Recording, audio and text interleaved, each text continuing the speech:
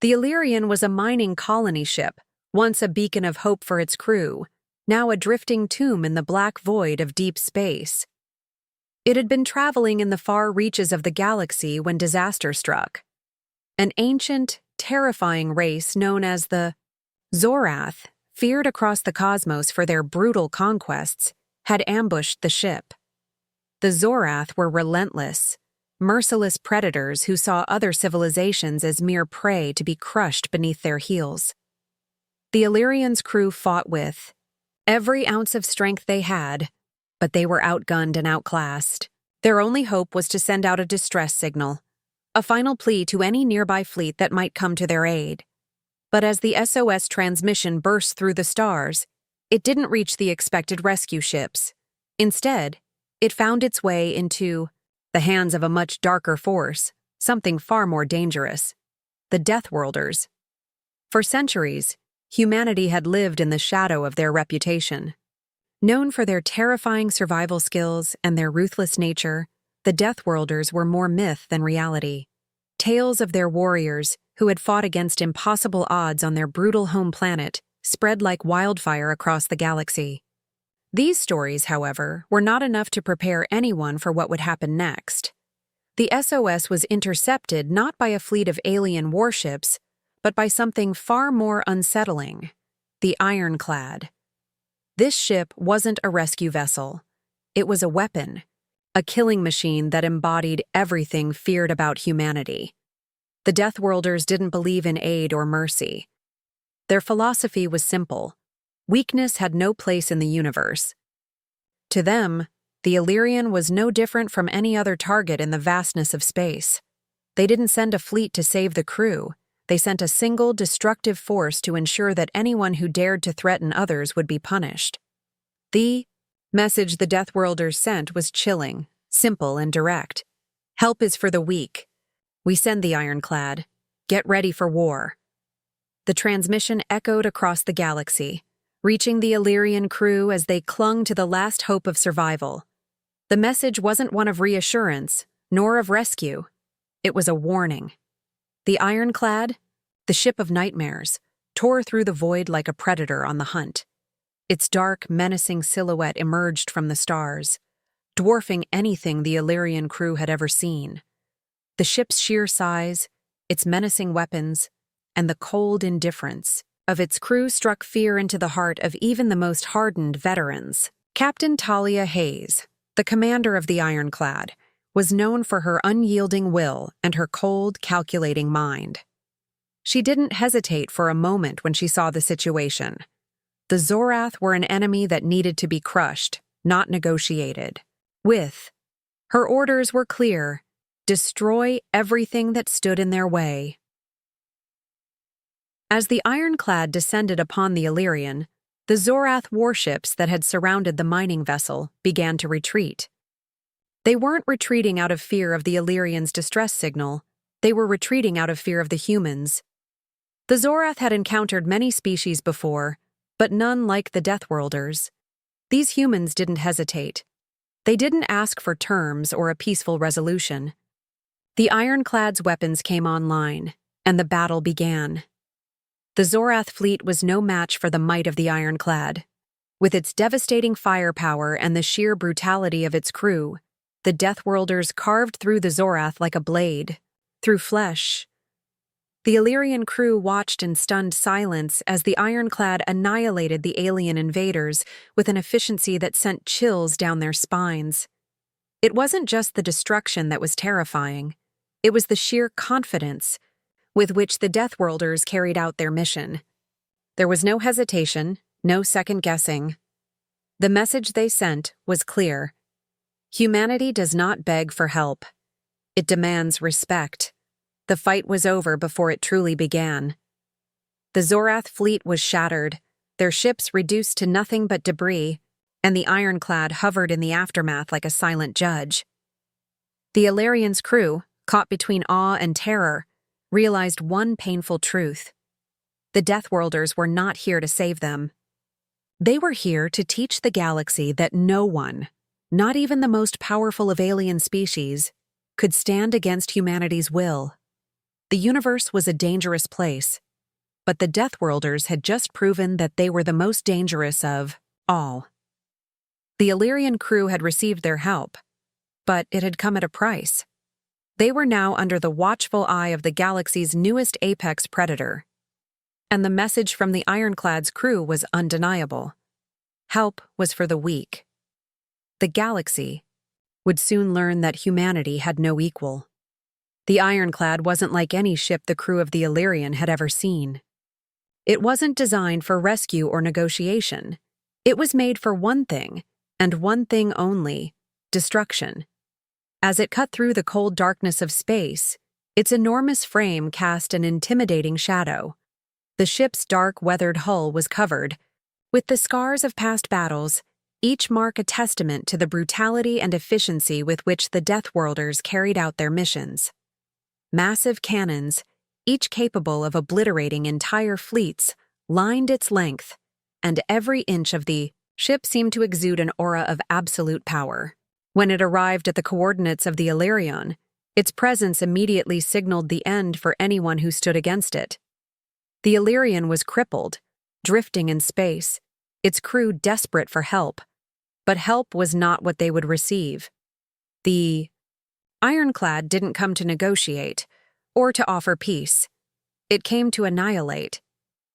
As the Zorath fleet descended on the helpless mining ship, they were met with the terrifying sight of the Ironclad breaking through the distant stars. The alien ships, which had been so confident in their strength just moments before, were suddenly faced with a force they could not comprehend. Humanity, a species long believed to be weak and insignificant, was now staring them down with a cold, deadly gaze. Captain Talia Hayes stood at the bridge of the Ironclad, her expression as cold as the void of space itself. She was known for her brutal efficiency, and the reputation of the Deathworlders preceded her. There would be no mercy, no attempts at negotiation. The Zorath were a threat, and in Talia's eyes, threats were to be eradicated. With a calm, commanding voice, she ordered her weapons officers to lock onto the Zorath fleet. Her crew knew the drill. This wasn't going to be a battle. This was going to be a slaughter. The Ironclad's cannons roared to life, firing in unison. The Zorath ships, which had been a terrifying force just moments before, began to falter as the Ironclad unleashed a torrent of firepower. Laser beams and energy blasts cut through the cold expanse of space, disintegrating the Zorath ships, one after another. The Illyrian crew, now helpless on their own ship, watched in disbelief as the Ironclad obliterated the alien invaders with terrifying precision. There was no hesitation, no mercy. The Zorath didn't even have time to retaliate before their ships were torn apart. The Deathworlders didn't fight like the others. They fought with the ferocity of predators, each strike calculated, each move efficient. The Zorath fleet was shattered in mere minutes. As the last of the alien ships were consumed by the Ironclads, relentless barrage, the crew of the Illyrian stood in stunned silence, trying to process what had just happened. They had been on the edge of annihilation, at the mercy of an alien race that had already destroyed countless worlds. And then, in the blink of an eye, the Zorath had been obliterated by a single ship, humanity's ship. The Ironclad was like nothing they had ever witnessed. It wasn't just the ship's weapons that were overwhelming. It was the sheer confidence of its crew, the unshakable certainty that they were the strongest force in the galaxy. There was no fear. There was no hesitation. There was only the unrelenting power of the Deathworlders and the crushing realization that humanity had arrived. As the Ironclad drifted closer to the wreckage of the Zorath fleet, Captain Hayes issued a single command: secure the area, make sure there are no survivors. Her voice was as cold and unfeeling as the vacuum of space. To her, the job wasn't done until every threat was wiped from existence. The Illyrian crew, still struggling to grasp the magnitude of what they had just witnessed, realized with a dawning horror that they were now at the mercy of the Deathworlders. Humanity wasn't here to rescue them. They were here to remind the galaxy that humanity, once considered weak, was now the apex predator in the cosmos, and no one, not even the Zorath, would ever dare to challenge them again. The ironclads. Engines powered down, the massive ship floating in the debris of the destroyed Zorath fleet. The crew of the Illyrian didn't know what to think anymore. They had been saved, but in a way they could never have imagined. As the ironclad loomed over them, the message was clear. The galaxy now had a new force to fear. And that force was humanity. As the last of the Zorath ships were reduced to rubble by the ironclad's relentless firepower, the crew of the Illyrian could only stare in stunned silence. The battle, which had seemed so hopeless just moments before, was over. But as the dust settled and the echoes of explosions faded into the silence of space, something far darker began to sink in. The ironclad had not come to simply protect them, it had come to prove something. Humanity was not just capable of fighting back, it was capable of domination. The message that Captain Talia Hayes and her crew sent was unmistakable. Humanity was here to show the galaxy that it was no longer a species to be ignored. Captain Hayes stood on the bridge of the ironclad, her cold eyes scanning the debris field as if nothing had happened. The Zorath fleet was shattered, their once proud ships reduced to drifting wreckage. But to Hayes and her crew, the battle wasn't over. This was about sending a message, one that would resonate across the stars. The Deathworlders weren't just warriors, they were predators, and they would not stop until every threat to their survival was erased. Humanity had learned long ago that survival required strength, and strength, in this galaxy, was something that demanded respect. The Zorath, still reeling from the ferocity of the ironclad's assault, began a hasty retreat. But the Deathworlders weren't finished. As the remaining Zorath ships fled toward a nearby asteroid field, Captain Hayes issued a new order. Pursue them. The ironclad followed without hesitation, its massive engines propelling it swiftly into the field of floating rocks. The Zorath might have thought they could escape, might have believed they could outrun the humans. But they were wrong. The ironclad didn't just catch up to the Zorath ships. It cornered them, forcing them into a narrow passage between the jagged asteroids. There would be no escape. The Deathworlders were not content with simply destroying the Zorath ships from a distance. They had something far more brutal in mind. The ironclad launched a boarding action, sending small, specialized boarding craft to attach to the Zorath ships. The crew of the Illyrian watched, their hearts pounding, as the Deathworlders flooded the Zorath ships with terrifying speed and precision. What happened next was beyond anything the Illyrian crew could have imagined. The Deathworlders did not hesitate or negotiate. They didn't wait for the Zorath to surrender. They moved in with deadly efficiency, engaging the alien warriors in close-quarters combat. It was a slaughter. The Zorath, used to fighting from the safety of their ships, had never encountered anything like this. They were trained for space battles, not the brutal hand-to-hand combat that the Deathworlders excelled in. As humans stormed their ships, the Zorath fought back with all their might, but it was clear they were outmatched. The Deathworlders moved like shadows, precise and lethal, cutting down the alien warriors with terrifying ease. For the first time, the Zorath were forced to truly fight on the ground, and it wasn't going well for them. The Illyrian crew, watching, in disbelief, saw the aliens falter, their lines breaking under the relentless onslaught. The Deathworlders showed no mercy. They fought with the ferocity of a species that had survived on a death world where every day was a battle for survival. There was no room for compassion, no hesitation in their strikes. The message was clear. This was how humanity fought. There was no negotiation, no plea for mercy. The Ironclad's crew wasn't here to save anyone. They were here to send a statement.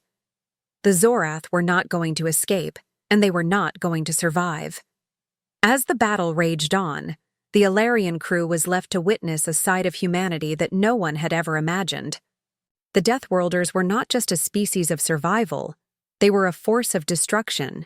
and they had just shown the galaxy the full extent of their power. The Illyrian's crew realized that this was not the help they had hoped for. The Deathworlders were not here to negotiate peace, to broker deals, or to win hearts and minds. They were here to show the universe that humanity was the most fearsome force in the galaxy, and that anyone who dared to stand against them would be crushed. The Illyrian crew now understood something chilling. Humanity didn't need allies. Humanity didn't ask for help. Humanity was the predator, and the galaxy was its prey. The Deathworlders had earned their reputation, and now, the rest of the universe would have to learn to fear them. The message was sent. The galaxy would never be the same. After the Zorath were decisively beaten back, the Ironclad made its way toward the battered Illyrian, which was now little more than a floating wreck in the cold expanse of space. The crew of the mining ship, still reeling from the overwhelming power they had just witnessed, could hardly believe that they were alive. The Deathworlders had done what no one else could. They had wiped out the Zorath in a matter of minutes, leaving nothing behind but the remnants of a shattered fleet. But the relief they felt was fleeting. The true cost of their survival was about to become painfully clear. As the Ironclad docked with the Illyrian, there was no offer of medical aid, no attempts to comfort the survivors. The crew of the Illyrian expected some form of assistance, perhaps, even some words of reassurance from their saviors. But Captain Talia Hayes had no intention of providing either. The Deathworlders weren't interested in helping those who could not help themselves. They were interested in something much more: direct control. As the airlock hissed open and Hayes stepped onto the Illyrian, her cold, calculating gaze swept over the survivors, who were still in shock from the brutal display of power they had just witnessed. "Listen carefully," Captain Hayes said, her voice icy and unyielding. "You've seen what we're capable of. The Zorath are gone because we chose to destroy them. Now, you have a choice. Join humanity or perish." The words hung in the air, heavy with finality. There would be no negotiation. No room for weakness. The Illyrian's crew had been given a lifeline, but it wasn't a hand of mercy. It was a chain, and humanity was the one holding the other end. The Deathworlders didn't believe in diplomacy. They didn't believe in alliances or forming relationships for the sake of mutual benefit. To them, the universe was a place of constant struggle, where only the strong survived and the weak were discarded. The survivors of the Illyrian now faced a terrifying truth. They were no longer in charge of their own fate. The Deathworlders had already shown them that they held the power, and they weren't about to share it. Humanity's strength was absolute, and if the crew of the Illyrian wanted to continue breathing, they would need to submit to it. The survivors stood in silence, each one processing the weight of Hayes's ultimatum. Some of them had come from peaceful, democratic worlds, where survival was something achieved through cooperation and mutual respect. The idea of joining a force as ruthless as the Deathworlders was unthinkable to them. But the brutal reality of their situation was undeniable. Humanity was no longer just another species in the galaxy. They were a dominant, unstoppable force, and the Illyrian crew was now standing in the shadow of that power. For the first time, they saw the terrifying truth of humanity's philosophy. It was a philosophy that was not built on compassion or compromise, but on supremacy. The Deathworlders did not need allies, and they did not need friends. They had built their power through blood, sweat, and survival, and now they were willing to use that power to reshape the galaxy according to their own vision. The Illyrian's crew had no choice but to fall in line, or risk becoming another casualty in the galaxy's endless struggle for dominance. The ultimatum left them shaken. Joining the Deathworlders meant more than just swearing allegiance. It meant adopting their cold, brutal way of thinking. It meant recognizing that mercy had no place in the universe, and that only those strong enough to command respect would survive. Those who refused would be cast aside, forgotten, as nothing more than a reminder of what happened to the weak. The survivors of the Illyrian were left to ponder their choices. They could comply with Captain Hayes's demands and live under the Yabai shadow of humanity's rule, or they could reject it and face the consequences. There was no middle ground. The message from the Deathworlders was as clear as it was terrifying. Humanity was now the dominant force in the galaxy, and if you were not with them, you were against them. The Illyrian's crew had learned a harsh lesson. Survival was no longer guaranteed by diplomacy, but by strength. The Deathworlders had made their point, and the Illyrian's crew had no choice but to accept it, if they wanted to live at all. In the aftermath of the devastating destruction of the Zorath fleet, the galaxy began to feel a seismic shift. The way Ironclad had not only obliterated an entire alien armada, but had delivered a message that would echo through every star system. The Zorath, once considered one of the most terrifying forces in the galaxy, were now retreating, rethinking their strategies. The Deathworlders had shown them that no amount of firepower or military superiority could withstand the brutal efficiency of humanity's might. For the first time, the galaxy understood the terrifying truth. The era of mercy was over. The Deathworlders, humans, from Earth, were now the apex predators, and no force, no matter how powerful, could stand against them for long. As the Ironclad departed to engage in further battles, its legacy was already taking root. The message was clear. Humanity was not a species to be overlooked or underestimated. It had already crushed the Zorath, and now, no other race could deny that Earth had staked its claim as the dominant power in the galaxy.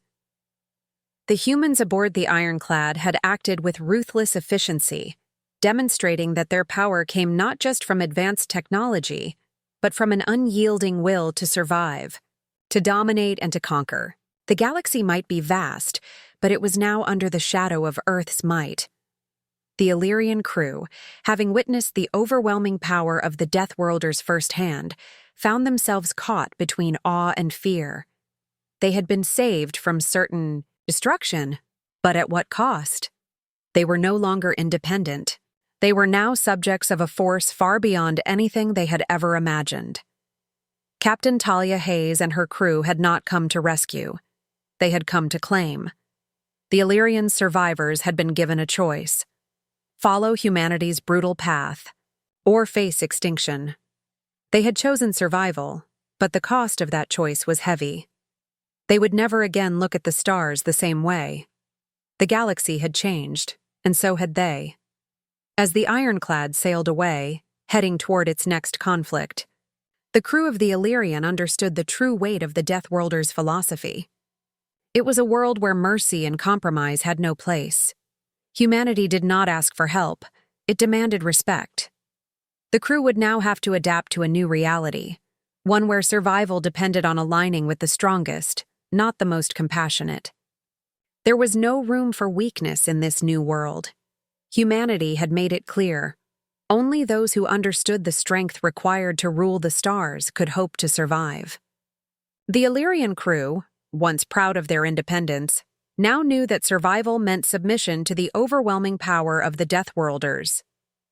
As the survivors began the difficult process of rebuilding, they understood that they had been changed, in ways they couldn't yet comprehend.